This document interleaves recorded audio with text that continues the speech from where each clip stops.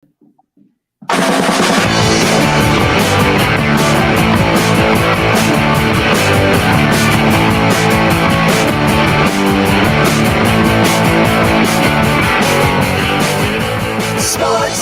when you've got a great ball club. Sports, when you're leaving it all on the field. Sports, when you like your team's chances. Sports, to survive and advance in. Sports, for the teams you love and the teams you love to hate. Oh, it's Sports Channel 8.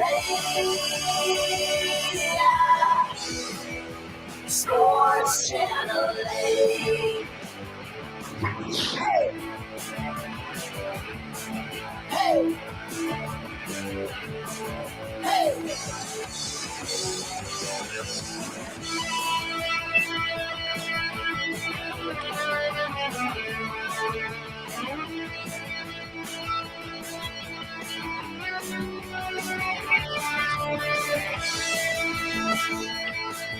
Sports Channel 8, the streaming show. Coming at you on a Good Friday. Always wonder why it's Good Friday when that's the day that they killed Easter. I know, I'm sure there's where they killed Jesus. Excuse me. It's Good Friday. Why do they call it Good Friday? Isn't it? Aren't we fed? I know 10 Commandments is on usually on network. Sure. Right, which is not the Jesus story, right? It's like we're gonna throw a Bible. We got something Bible related going, and I feel like Sound of Music feels like always comes out at Easter. It's on Easter, I believe, somewhere, which I don't know why. Was the 10 Commandments when the far right and Christianity linked up in Charlton Heston when he was both the NRA and God, or was he Moses? I can't remember. Nobody ever watches that movie. It just exists in the background at your grandmother's house. Joining us to talk ACC to Orlando, Hornets sucking it up in the play-in game again, and maybe Roy Cooper showing that Aggie Pride. Aggie Pride. Yes, it is the Weather Moose, Josh Goodson, Brian Geisinger. We'll see if Ben Swain makes an appearance. We hear he's hobnobbing it with David Cutcliffe down at Bald Head Island, so doubtful he comes in with that kind of company. But BG, you look like you're hiding over there. We're starting with you. Explain yourself, Hornets. Here, Josh Goodson has some hard hitting questions. What's wrong with the Hornets? I mean, they had the defense is wrong with the Hornets, but I do think, weirdly enough, in the game against Atlanta, it was kind of the offense that let them down more than anything. I don't know. They're young. They don't have a roster that checks sort of every box with what you would want to see, I think, with a conventional half-court offense. And despite that, they still finished top 10 in the NBA in offensive efficiency this season, but they need to be able to get out and run and get in transition. And when the team we're not doing that again. Nope, the numbers are wrong, BG. They lost by 30 in the playoffs. Get out of here. The play-in. How do you lose by 30 in a one-off game? I don't understand. That literally is your last game of the year. It's going to be your last game of the year. Well, they're missing by 30. They're missing. Well, I mean, they are missing Gordon Hayward, who is one of their best players. He stinks. He doesn't stink. He stinks. He legit stinks. He doesn't. That's not true. That's fake news, actually. Gordon Hayward is probably a little overpaid, and he is often injured. He's not LeBron. He's not Giannis. He's not I could literally go 25 guys, maybe more before I would get to Gordon Hayward. Probably 50 guys. Actually, let's do that. Hold on. Hold, please. While we're doing that. All right. He's not Joel Embiid. He's not LeBron James. He's not Giannis. He's not Durant. He's not Luka. He's not Trae Young. He's not DeMar DeRozan. He's not Kyrie. He's not Ja Morant. Whoa. Literally, I'm just going through the scoring numbers a game. Let me find Gordon Hayward. He doesn't even come up in the top 50. Hold on. Let me click show more real quick. Let's see if he pops up now. Oh, okay. He's right after Colin Sexton and Jordan Clarkson. He's not even Jordan Clarkson. He stinks. I love it. I love it. Goodson has only one stat that he cares about. You win by scoring more points. The dudes who score the most points are the best players. That's it. Yeah, I mean, yeah, like again, it's frustrating because he is often hurt, but he is like a relatively useful player for them. And I mean, I don't think like he would have swung the game for them against Atlanta, but they definitely missed him offensively. They lost by what did they lose by 30? He averages 16 points a game, so they would only lost by 15 at that point. So Goodson logic when it's just look. I'm a little caught off guard. Usually people with Goodson's political affiliations are big Gordon Hayward fans, so it's a little surprising to me. That's all I'm saying. Goodson sees no color. He's only looking at numbers. There's no color in those points. Real talk. Like again, I watched zero Hornets games. Like, admittedly, everyone knows that, right? Yeah. They feel like they've been the same team for the last 25 years. And the only thing that people, if you follow on Twitter and stuff, and again, BG would probably say, well, who are you following? Well, that guy's an idiot, right? And that may be the truth.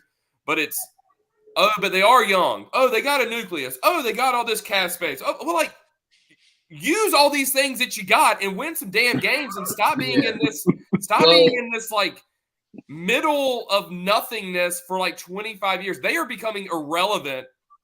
Like they were never even good because they had to deal with like the Bulls, the Michael Jordan Bulls. Even in the best years, they had to play against the Bulls, right, and the Knicks and stuff like that. But those teams were good, and you felt like they would make it and they could be part of it. Like they're irrelevant. What did we say? I don't think they're. I mean, I would push back on them being irrelevant. Like they are one of the most consumed league pass teams. They're a team that's really popular amongst like teenagers, all because of LaMelo. Like to be clear, like that. Hang a banner. Put a banner. We got the most league pass. I'm just saying, like you can say they're irrelevant. That's not necessarily true. But the one point you brought up before that is worthwhile, which is like it's almost like no matter who's on this roster or what they're going for, they're going to end up with a late lottery pick. It's just like it is like they pick like between 8 to 11 every year. And this season, it is frustrating because like they had three rookies, or 4 if you want to include Scotty Lewis, but 3 rookies that they basically didn't play this season. And James Bouknight, Kai Jones, and JT Thor, because they were gunning for wins, right? They were trying to, they're trying to make the playoffs. And for them to fall short of that while also not getting like some reps for the young guys is pretty disappointing. And admittedly, I'll say this also, Milwaukee didn't know Giannis was going to be Giannis, right?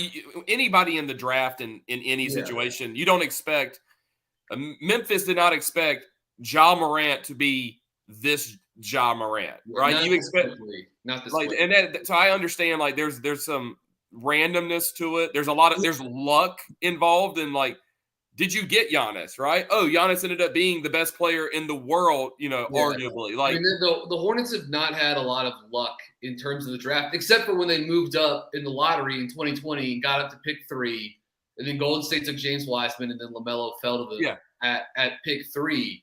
The only thing is, it's like what happened a week after they drafted LaMelo Ball was they decided they wanted to sign Gordon Hayward. They had cap space that summer. In the NBA, if you're a rebuilding team, which they had been for basically a season, and it netted them LaMelo Ball, pretty good prize to get for a season of like not tanking for lack of a better term. But then they go out a week later and they sign Gordon Hayward with essentially all of their cap space to the point where they had to actually stretch Nick Batum's contract to free up enough space to give Gordon Hayward $120 million. Which was $20 million more than any other team was willing to offer him, which I think was the Indiana Pacers, and he could have re-signed with the Celtics too. But like, there was no patience for a multi-year rebuild, and like that's the thing. That's where it gets a little.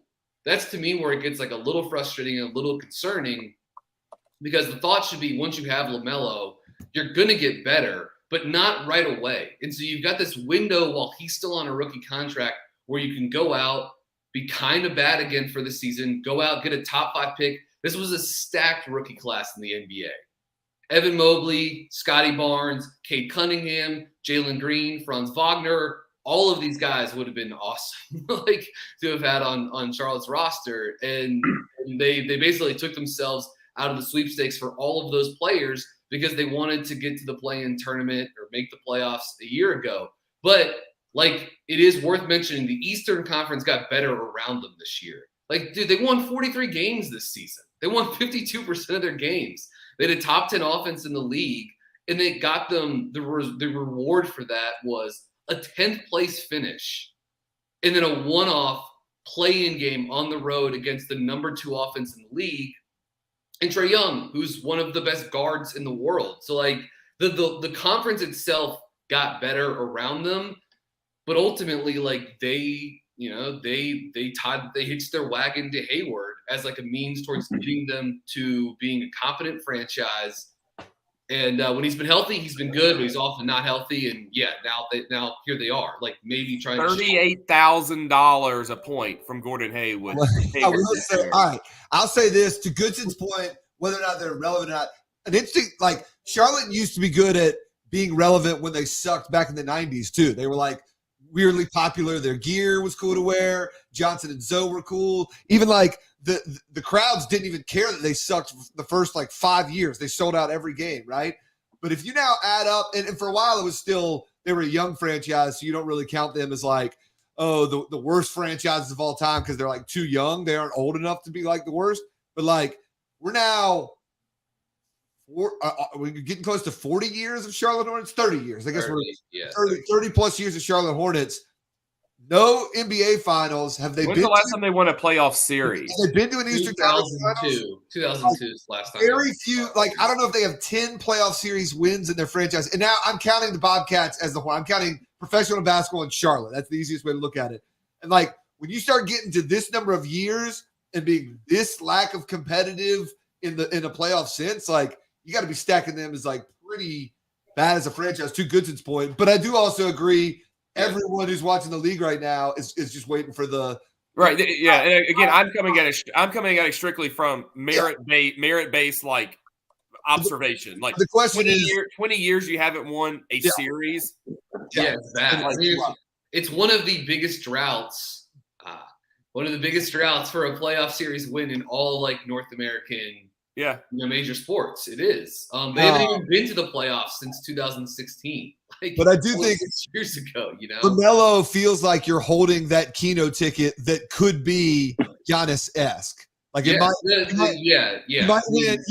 $20 off that ticket, and he's like, oh, an all-star point guard. That's like he might be Kemba Walker, or he might be, Giannis. It's not the same type of player, but is he the type of player that's going to absolutely like lift your franchise to another stratosphere almost on his own, and what he means to he's He's super good, and he literally made the All-Star game this season. Still only His numbers are incredible, but he right now is not the kind of guy that can just. But also, not many of these guys. I mean, some guys are special. Like Morant's done this in Memphis, but it's like not everyone can come in and just in the first 2 seasons like immediately lift the franchise up, especially when like the other parts around them aren't the best. But like this is going to be a busy offseason. I'm imagining this offseason will include a lot of moves for them because they're going to have to they're going to have to try to move off of Hayward's salary. Most likely they're going to have to re-sign Miles Bridges. That's going to be expensive.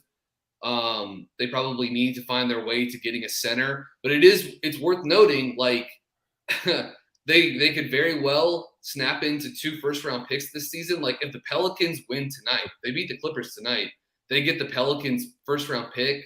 They'll have a lottery pick as well. So I don't know. Like they have one of the best under 20 They have one of the best 20 or under players in the history of the NBA in LaMelo. They've got a guy in Bridges that's like another like foundational element. They've got a lot of other young players. You can see what shakes out, and they've got some draft picks. So like they've got to move away from some of the salary that cough Hayward. They've got to figure out the defense long term. But I don't know, man. That's way better than like I mean, I always go back to this, but it's like a couple of years ago having to like watch every Hornets game and it'd be like Spencer Hawes and Frank Kaminsky and Roy Hibbert coming in off the bench. Sean like, May, Raymond Felton, like just, the franchise is it like the caliber of players. Just some like, respect on Jared Wallace's name, okay? No, he was awesome actually. But the Hornets are tied with the Kings and Timberwolves with 18 seasons since the last series. Yeah. Win, basically. Let's keeping it moving. I wasn't one of those who thought, oh, I can't believe the ACC is leaving Greensboro. This is a total betrayal of all things that are sacred to the ACC. I get it. We live in a modern world. You got to live in a big city that has an airport, preferably some TV studios. I'm surprised they didn't go work from home. Greensboro has an airport, by the way. Yeah, the ACC headquarters should just be a WeWork facility in RTP. They could get a Regis. They just have like a Regis space somewhere in like somewhere for Jim Phillips to go like make copies and send faxes if he has to. Like, hey, if you guys need a conference room, we got one right over here when ESPN comes to town. But news broke yesterday. I think Luke DeCock had the word that the 3 finalists were Greensboro, of course, because they have to keep saying Greensboro finalists, even though it's obviously not going to be Greensboro. Because why go through this whole process if you're not going to move That it? is amazing, by the way, too. That's so dumb. Sham number 1, keeping Greensboro in there, right? Then there's the obvious Charlotte that everyone chose, and everyone did the same joke of like, you're really going to pay a consultant somewhere between like $25,000 and $250,000 when we all could tell you it's Charlotte. Like, come on. The 3rd finalist, Orlando. Freaking Orlando. Are you kidding me? This it's a this joke. better not be true. Again, when they say they're leaving Greensboro, I'm not like, oh, it's crazy. Well, how could you do that? How could you turn your back on Greensboro? Although I would like to see the tournament there more often, if not every year. But Orlando, is this a joke? But who cares? Like I've never been to the AC. No one ever goes to the AC. Like, why does it matter? Well, if they host stuff there, if they want you to come down to the AC. That's so good. Chris Michelle texted in and says, joking along the same lines here, he says, quote, 3 finalists for my girlfriend are my girlfriend, this other girl, and this other girl. I don't know. It just seems, and even if they're going to move to Florida, I'd be like more fun putting it in Miami. Like, I don't know. There's just something about Orlando that I know this is exactly what it is, but it seems Mickey Mouse-ish. But then the only part of me that makes me fear it is like that it has something to do with like TV, that ESPN has a bunch of real estate sitting on their hands, the Disney down there, and they're going to like strong arm the ACC into making that their headquarters for some other concession somewhere. Like we'll bump you up to a better slot in football, based on you doing what we want. But no, you're right. I mean, optics wise, it only matters optics wise, I guess, to your question. Well, where are the other headquarters? Where's the Big Ten headquarters? Do you know? Chicago. Cool. Like, great. What about the Big 12? Is the SEC? I mean, who cares? I don't know. I don't care. I do not care. I don't care that much. Is it? I saw. Luke broke the story. Is it a tax thing? I've heard that too. Yeah, I don't know. Because we always got to factor in like the scam components of Florida. Yeah. Yeah. Why would this be here? Why hasn't the headquarters been like they should have made? Why hasn't it been like a field trip place? Like every kid in North Carolina should take a field trip to, like, you go to Fort Fisher, you do you do Fort Macon, you go to the zoo, and then like in 6th grade you go to the ACC headquarters in Greensboro. I guess the other reason that it would make me mad is just because of the illogicness of it, right? Like just add up the miles, the average distance for every school from one central location, right? And I don't even have to do it, but I can tell you Charlotte is going to win, right? It's actually Benson. Yes. We were still on buses and trains, it probably would be Benson. That's why Benson is across the universe. But I mean, like, just every North Carolina school having to go to Florida instead of Charlotte, and then you throw in like Clemson, like that's the best thing is they have Clemson sitting right there next to Charlotte. It's not a North Carolina school, but basically, you can use the past 5 years to say, sorry, Miami and Florida State, we brought you in the league to be the football head. And Florida State did their job in the 90s as being the football, cornerstone of the ACC. But now it's Clemson. So we could say Charlotte is not about the North Carolina schools. It's about our football bread and butter, right? And then the Virginia schools aren't that far either. Like half the conference doesn't have to fly there. Well, I was also made to believe the last couple of years that Charlotte was like Blacksburg South too, based off of just like sports radio personnel decisions alone. But the other thing I was going to say was I love Goodson's thought of like having the ACC headquarters be a field trip. You just go in. Jim Phillips is wearing a dorky tie with your school's colors on. It's so funny that that's his like big personality trait. He wears the tie. If he's at a UNC game, he's gonna wear a Carolina blue tie. He's at Clemson, it's gonna be orange. It would not surprise me at all if that was a regular field trip. I mean, the ACC should have been on their game and probably done it. Now we're not gonna be the ACC state. I'm telling you, we're gonna be the minor league baseball state. So every minor league team needs to get your sixth grade a field trip to a ball game. Actually, they already do. We do those education days. Everybody comes out to the minor league teams. So yeah. Maybe I'm making too big a deal of it. Like if you told me it was DC or Richmond, I don't think I would like lose my mind. Like I don't think I'd be like whatever. But like just specifically Orlando feels like putting it. It just feels stupid to me. And I will renounce my ACC fandom. No, I won't. I won't. I'll suck it up and take it and watch basketball and football that I want to watch. Like, well, they've always done the Where is Amelia Island? Yeah, that's down there somewhere. Florida. I think it's off at like Jacksonville. Yeah, Nassau County, because that's where they always did the.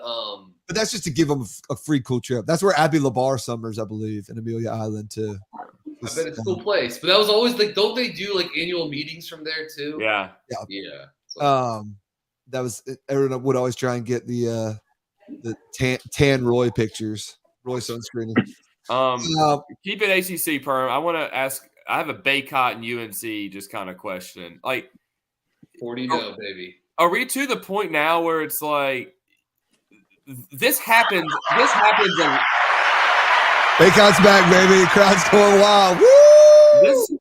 This just happens a lot, and it seems to happen a lot with UNC only. Well, this isn't abnormal. Wonder why that is. What do you mean?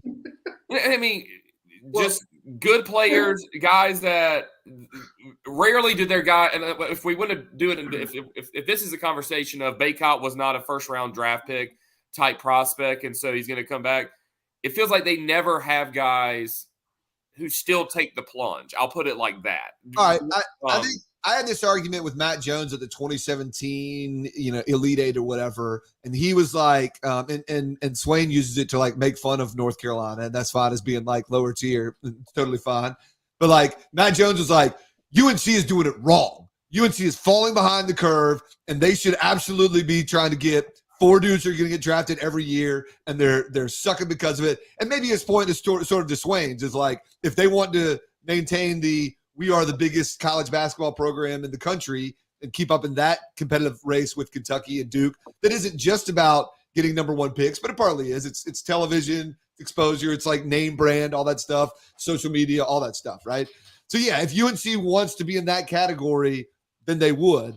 But I think UNC is kind of like Kansas, or Kansas actually probably has more pros. BG would know better. I think UNC's almost gone the Villanova route, if you will, of like, yeah, we obviously want good players. And if a super good player seems like interested in us, like Harrison Barnes, we're going to like pursue it, right? Or some what are some other one and done big dudes that have come through? They had Marvin. I mean, Williams. Tony Bradley was a one and done on the. I didn't want to go Williams because that was too long ago. But Tony Bradley, Ed Davis, wasn't he a one and done? Nasir Little in 2019. Right.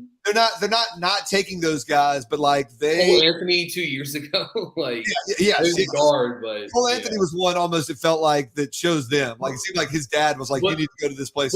But also, people thought like before his freshman season that Caleb Love could be a one and done too. Now he might be back for his third year. Or if there's a guy that's in North Carolina, like a Kobe White, like obviously they're going to try and make a play for that. Like that's still a premium. But I think they're saying we're okay with a dude who's no. But my question is a guy like Baycott, who literally is probably going to be the best player in college basketball next year. I don't think he's a first round draft pick. Right, and I know that. No, my whole thing was my whole thing was a guy with his stature, a guy with his credentials, a guy with his stats, all those things, and what he's done in college so far. 90% of college basketball, that guy is leaving, even if he doesn't make the draft. Like UNC has had this propensity over the last 20 years of like their guys do stick around. And is it something as simple as I think timing matters too. Like Baycott did, by the way, like he did test the draft waters last season, right? Now it was sort of like in flux who was going to even be coaching UNC while that was happening, which is like probably an interesting story for another day. But like, I do think like this happening at a time where like guys can make money off NIL, like the timing, it's like for Baycott specifically, like, I agree. There is this like trend historically, like it's almost like a tongue-in-cheek joke about like, oh, even a couple of years ago, we were joking about Roy Williams bringing Nasir Little off the bench. Or literally Day'Ron Sharp last season, another one-and-done big guy. Right. Like, they still have these guys, but because UNC just has that golden horseshoe built underneath them, it's like Day'Ron Sharp leaves for the pros, Walker Kessler leaves, he becomes a first-round pick at Auburn, and yet they find Brady Manick and Baycott becomes like, one of the top 3 players in the ACC. Like I don't know, like, and Baycott's back now too. So it's just like they're always going to win. Like basically they've been cheating forever and this is nothing new. And so is what it comes down to. Baycott to me is almost in that like Hansbrough category of like the NBA is probably going to be there for you. You're probably not going to be drafted top 10 and there's nothing you can do really to like fall or rise. And it is the great unknown is because part of it, we've talked about this with other dudes. Who was a state guy a couple years ago went pro? Was it Zoe Brown or maybe another dude? I can't remember which one it was. Where it was like, it's not that these guys are disillusioned into thinking that they're going to be drafted higher than they are, but at some point they're like 21 or 22. They came into school with a crew of guys that some of them left, and then they were sophomores with some guys that were freshmen, and some of them left, and now they're juniors. And it's like they may not really know any of the dudes on the team, and they may know that they're only going to play in Vegas with the team, and then they're going to be playing, making. Baycott's 22 years old, by the way. That's what I mean. So like part of it would be that guy going not because he's trying to go pro, but just because like he doesn't feel connected to the team that's there anymore, and he knows worst case scenario he's playing in Spain and making $500,000, right? Like Baycott's going to make money playing basketball. It's just a better player. The other the other component with Baycott, again, this is specifically him because like I do think Armando's going to make an NBA roster eventually, and is a guy that can play in the league because I think he's. I don't want to like write him off as just like a low post brute. Like he can do some stuff, But he does have this skill set that is like really, really, really good for college basketball still. Yeah. And it's sort of like less a thing in the NBA. Yeah. Where, like he's an offensive rebounder. He's a low post guy. Like the only guys that like post up in the NBA are like, it's like the big guys that do that are like Embiid. You know what I mean? They're like BG, just say what you mean, and UNC cannot develop basketball players for the next level. Let's just be honest here. That's not putting words in my mouth. Like, and again, like Baycott can do some other stuff. Like he actually has some skill. He's not just like rebounds and dunks or whatever. But like that's what he does best, and it's dominant in college basketball. And this is why like the Hansbrough comparison makes a lot of sense. Like he scores really well inside of 8 feet. It's like but that's like less like him with that skill set. It's just like less valuable to an NBA roster, even though, again, I think Baycott can like help an NBA team. So I think he'll play in the league. It's just, it's never going to be, it's not the skill set that would ever guarantee him first round draft pick. Whereas like, I think if you averaged 16 and 13 on 60% shooting in the ACC, like a decade ago, that you would go pro. Like, you know what I mean? Like the game has changed too, in terms of like how it's played at the NBA level.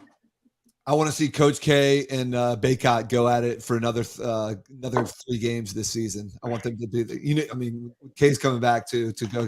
When You can be the Jay Williams of that story. You can break that. It will be. You know, when they had that little exchange after the Final Four, it was like, oh, Kay told him he was a good player. It was them being like, I'm gonna kick your ass next year. No. Perm K doesn't have time for that, dude. He does not have time to coach next year. He's got a new family member, buddy. That's true. That is true. Do you want to see the new family member? Let's take a look at what happened last night. Look, we can't repay you for what you've done for all of us, but we're going to try. So, since you have a lot more time now, Coach, and we felt you needed something to train. And so we want you to meet the new member of your family, Coach.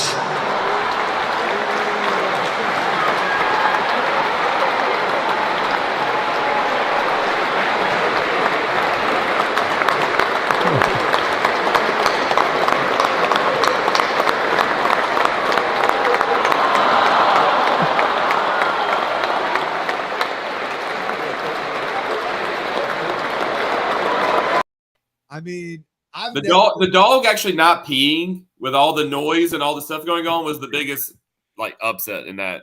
God, can you imagine if that had happened? I've never been one who, even if I'm pulling against Duke, never since I've been 16 have I actually hated Coach K and declared him as evil or whatever. But if you were one of those people and you see a puppy lick his face and you still harbor hate in your heart for this person, then I feel like you have a cold heart. And you're a cat boy too, probably. Oh yeah. There's a lot of cold-hearted boys on Twitter this morning, Perm. I can tell you that. Oh, he a cat boy. Yeah. Coach K officially a dog boy. You couldn't really see it in that video, but go watch the clip. I swear, Mickey's first reaction is, "Oh crap!" He was not psyched, dude. He's Very, very obvious. I can't believe it. But then she realizes she's like, I can't be like the hater who's mad about the dog. So then she goes into oh, it's so cute. But it's I swear it's first oh no, oh yeah. That's kind of what I saw. I gotta keep it moving here. So without further ado, Weather Moose, what is our Easter weather report? I think I've got some music for you. Nah. Hold on. Yes, there's your Weather Channel music. It is the weather on the 8th. For the Johnson County weather report. I heard you threw a party last week, Moose. I did. Yeah, didn't you? I remember talking about the party down in Joco. I think it was in Selma. Yeah. Oh God. Didn't you have a bunch of your best friends came to town? No, Perm. Oh, it was a Palm Sunday event that you were putting on. No, I parked at Moose's house, and he put they had a big old trailer on the back of the tractor, and shuffle people. I was like, how did you park at Moose's house when that's where the rally stage was, right there? I didn't go to the party, Perm, but I used it as a money-making venture, as I want to do. I sold a lot of 2024 flags. My only advice, Moose, it's too late now. If you host a Trump rally, get that check up front, dude. Do not wait for payment after services. You hold them to that. That's all I'm saying. I have not reached out to my sources to find out if that was the case in this instance, but I might have to do that. So what's the weather looking like? This week's weather report is brought to you by the Deliverance Canoe and Raft Rental on the Neuse Riverbank down by the Little Brown Jug. They promise all the fun of the Cohulawasi without all the sodomy, boys. So come on down to see them, and they promise you'll squeal with delight. Our first stop's going to be up in Foxborough, Massachusetts, as Charlotte FC travels to take on the New England Revolution. The amount of can we talk about that for a second? Yeah, get out of here. The amount of bros who are into Charlotte FC. It's kind of disgusting right now. I see. I'm biased though. I'm only mad because we didn't get the team. If we had the team, I would be into. Would you? North Carolina FC. Yes, 100%. Yeah, me too. Swain would be we would be Sports Channel FC. We would. I forgot he's got rights. Keep going, man. It never gives you administrative rights. Hey, look, the only thing you need to know about Charlotte FC is Christian McCaffrey is also on their injured list, okay? Yes. Not just the Panthers, but also FC.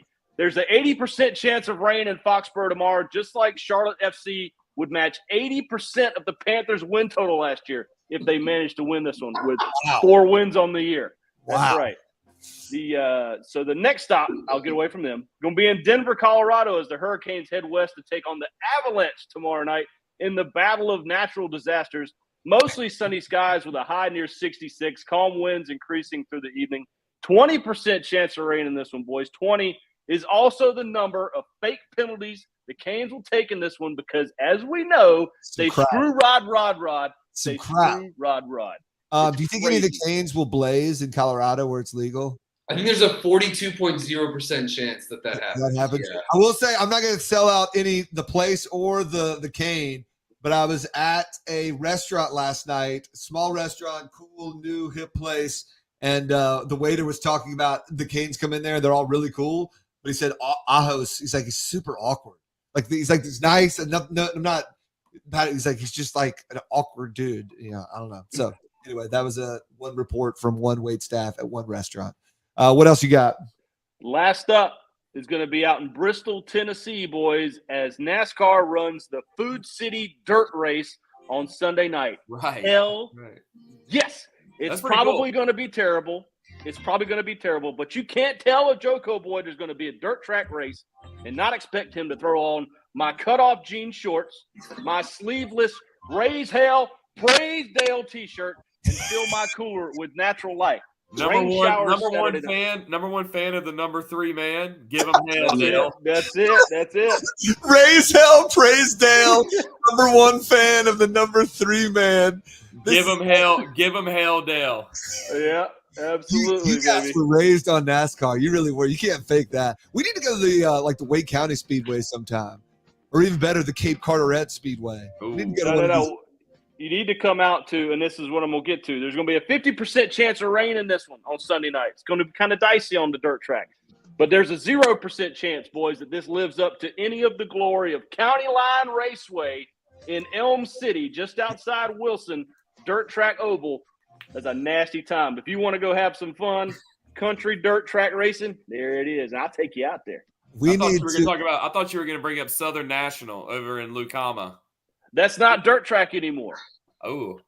They still racing in Kinley? They got races in Kinley? Well, that's it. Yeah, Southern National. I don't know what any of these words are. I don't know what any of that means, man. Yeah, let's put Gordon Hayward in a car with no seatbelt and just see what happens. Winston-Salem's got some racing history. What about true? Very much so. Stadium. Yep. Yeah. Yep. I'm not. It is absolutely a fun time. You are not.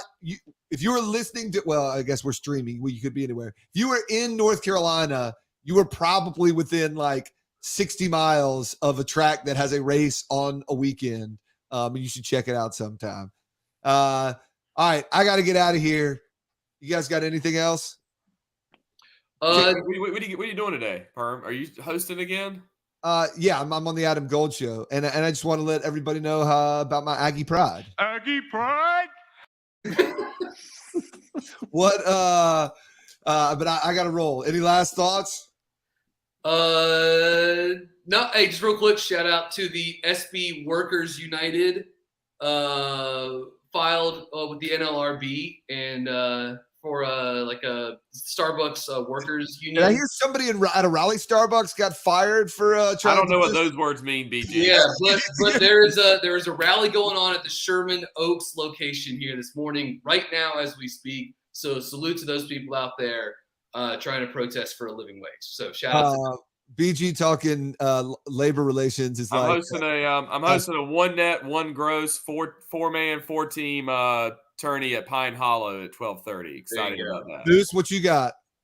Nothing, man. I'm getting ready to go get a haircut, baby. Look at this mop. Whoa. And I'll be on the Adam Gold Show, and then I'm going to see Hugh Jackman in Music Man tomorrow night. So there. That's my flex. What do you talk, Perm? What do you talk? What do you give it? Go on with the hug sex for the rest of the crew. Gordon Hayward sucks. Happy Easter. We out.